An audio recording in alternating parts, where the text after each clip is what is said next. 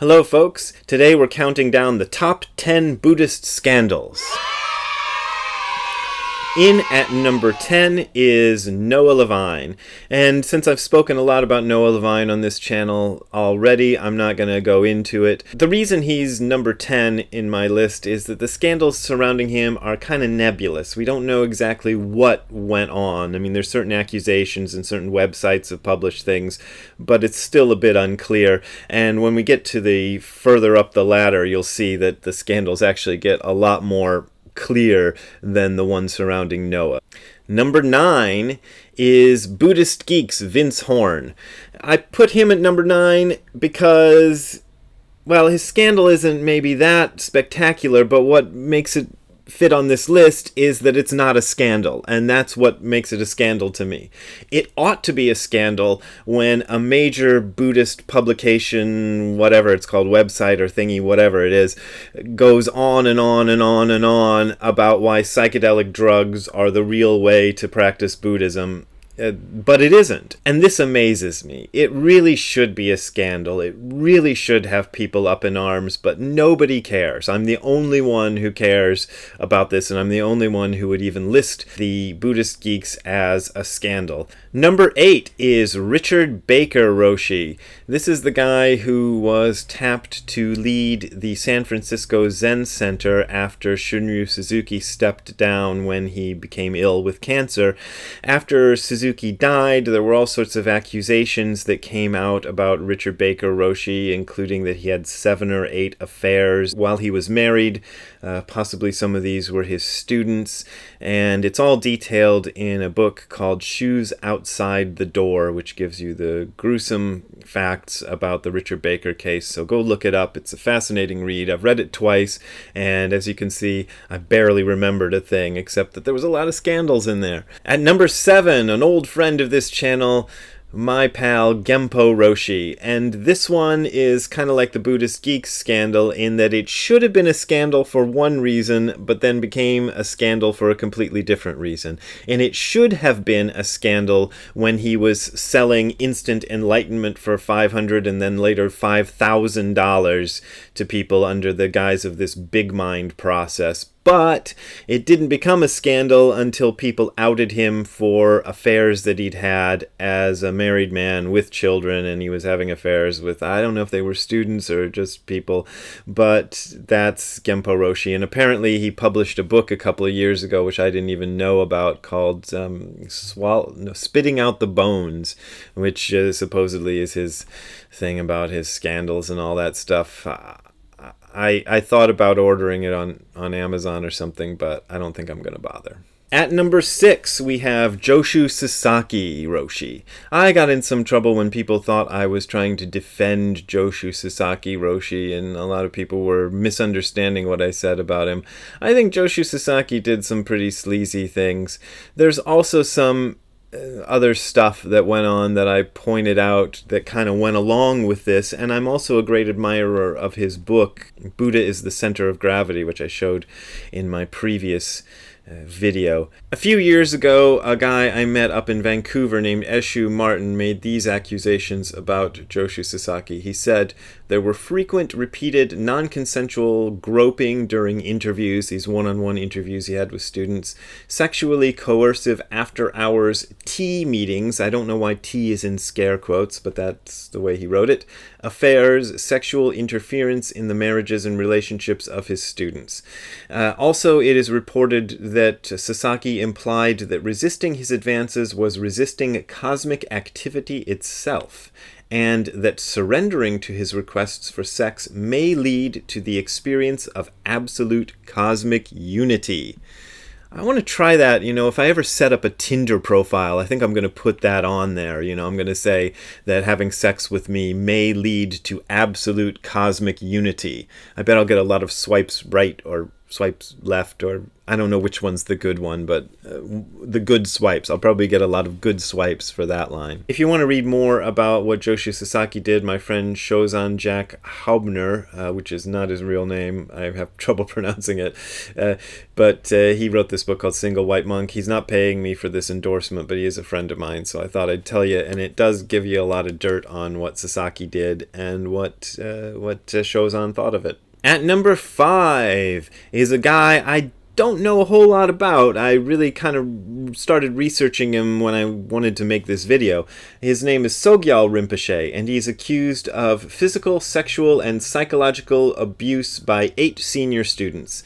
He is the author of a book called The Tibetan Book of Living and Dying. I've often seen this on shelves at bookstores, but I've never bothered to pick it up. It didn't sound interesting to me.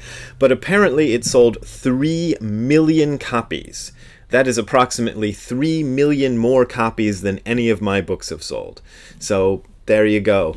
A big, big name in the business, accused of sexual stuff. He's also accused of beating students with a wooden back scratcher that apparently was his favorite instrument for beating students with. And according to what I read, there's a teenager who alleges that she was asked to strip and was then beaten when she refused and forced into sex.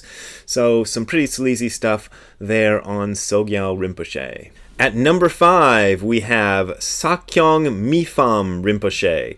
And Sakyong Mipham Sakyong was the leader of the Shambhala Foundation, which, as some of you may know, is the parent organization of one of those great Buddhist magazines, Lion's Roar, who used to be called Shambhala Sun, and they changed their name when things got a little shaky with the Shambhala organization, and they didn't want to be so closely associated with it, but that's them. And this guy is the son of Chogyam Trungpa Rinpoche, who we'll get to next. He is accused of sexual misconduct, and there are more allegations also against senior students of his. He's accused of biting students and demanding students strip down at drunken parties. This is kind of an ongoing theme, as we have seen and we shall continue to see. And because of all of this, the entire governing board of Shambhala quit in July of last year, and now their revenue is way down. So that's Sakyong. He got his whole organization in deep duty. Next up is Sakyong's daddy, Chogyam Trungpa Rinpoche. He passed away a few years ago, but when he was alive, he was accused of doing all sorts of things. He's accused of binge drinking. I heard somebody who was at one of his lectures say that he saw him down a whole tumbler full of apparently vodka while he gave this talk about Buddhism, and apparently he gave a pretty good talk. The big scandal with him is that there was a Halloween party, and I'm going to make sure I get these names right, in which there was a poet named W.S. Merwin and his girlfriend Dana Naone, I think, or Naone, I'm not sure, and they were forced to strip naked by Trungpa's Vajra guard. Yes, that's right, this guy traveled with a guards around him. I'm not sure if they were armed or what, but he had like these heavy bodyguards who traveled with him, which is also a little weird. Number 2 is also related to Chogyam Trungpa Rinpoche. It's Ozel Tenzin. Ozel Tenzin was an American who was Trungpa's successor, I think, at Shambhala after Trungpa died.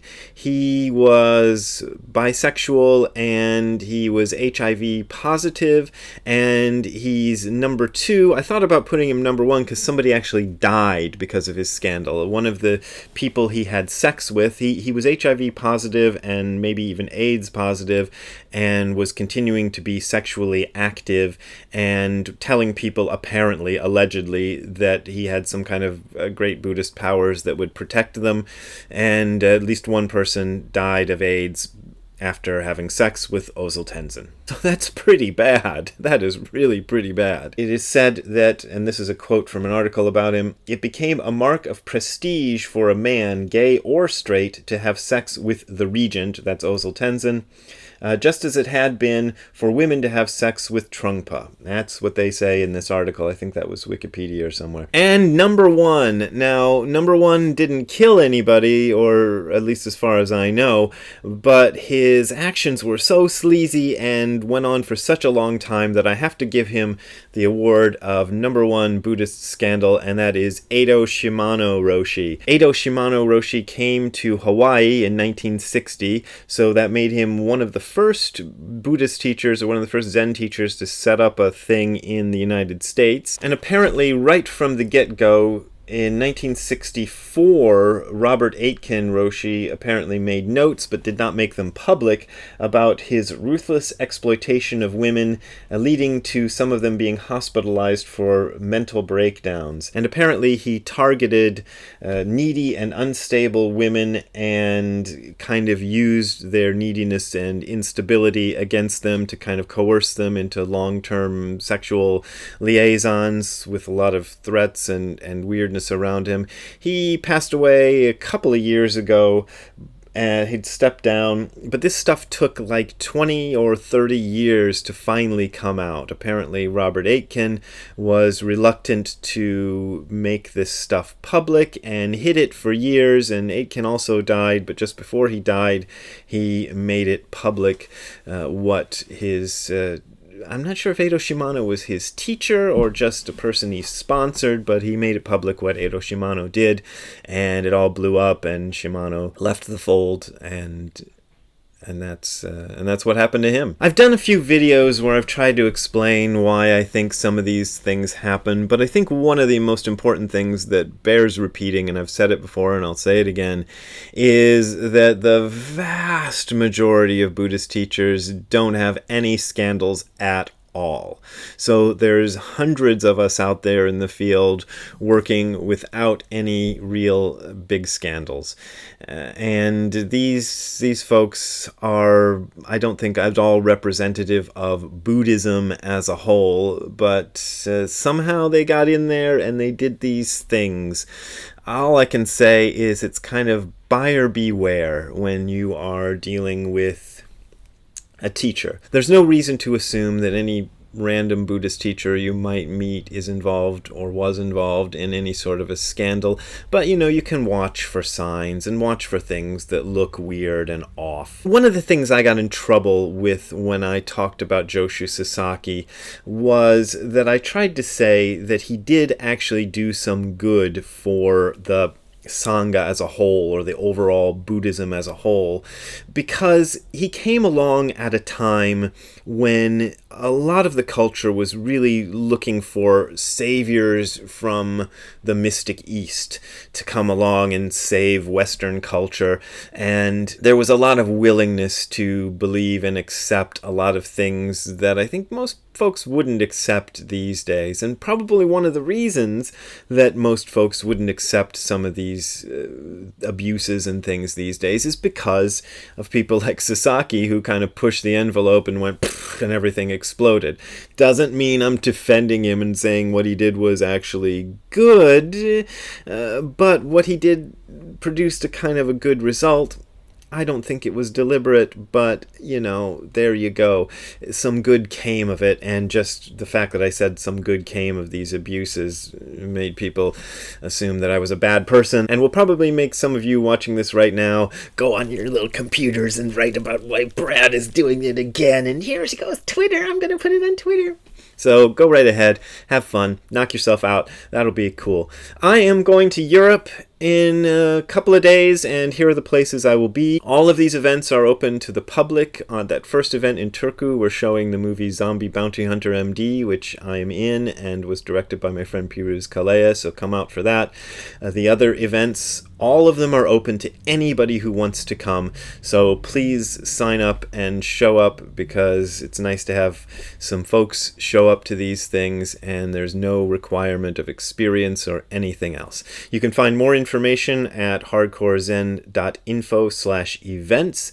And by the way, I am not making big money on this tour of Europe. I will probably come back with a little bit more than I started with, but I do not make money off of these like to live on when I come back. I still depend on your support in terms of Patreon and PayPal. That's how I make most of my living. Thank you very much. If you want more top 10 lists, don't ask.